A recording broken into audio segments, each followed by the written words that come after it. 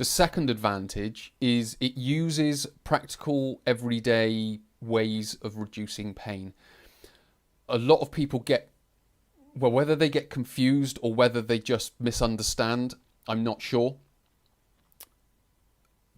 But they use exercise and stretches to try and help reduce people's lower back pain, which has its place.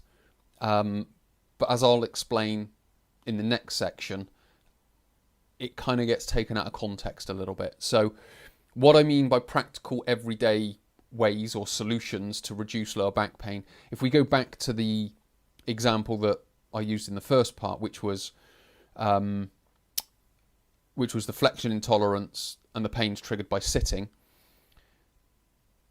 it sort of opened the doorway to sort of say to people that, well, obviously sitting is a problem. And if we can understand that sitting duration is a problem, because again, that's another thing that I've been able to pick up throughout this understanding, is that sitting is a problem, or can be a problem, but it's not only the posture of sitting, because a lot of people, they use the sort of the ergonomic desk assessment type solution as a way of trying to manage how they sit, whereas that's not necessarily an effective way to do things, because posture can be a problem, but also duration of sitting can be a problem. So if you do get someone with flexion intolerance and sitting is a big part of the trigger, then obviously you need to be able to manage the posture of your spine, but you may also understand that there's a durational aspect to it as well. So how long is someone sitting?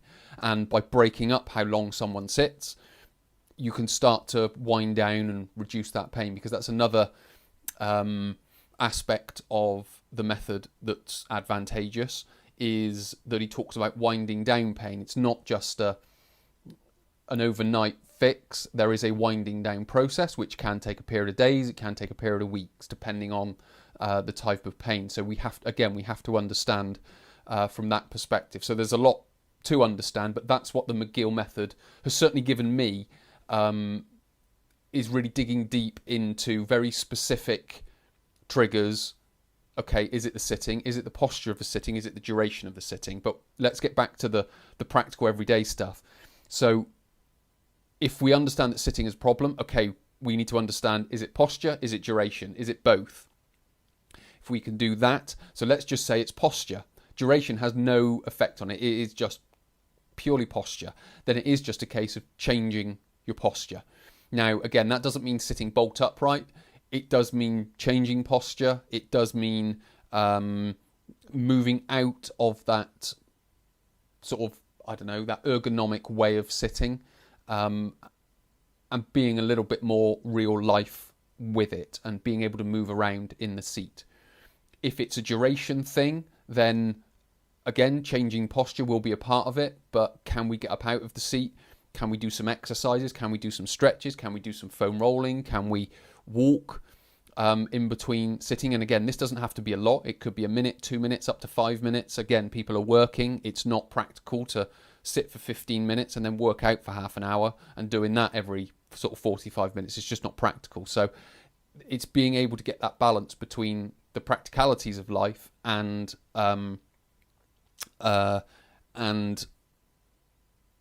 the method of overcoming lower back pain. Now, I'm starting now possibly to blur some lines between the McGill method and just my experience of working with people with lower back pain and applying the method to a person's everyday specific sort of parts of life. But the method has informed what I do, if that makes sense. So maybe I have my own method and the McGill method just works within that.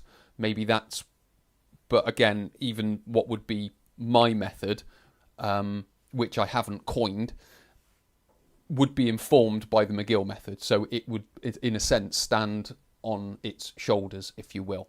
So practical everyday ways to reduce pain is managing how one sits, managing how one lifts, managing how one walks, managing postures people use, managing movements people use. Now, this isn't making people into robots.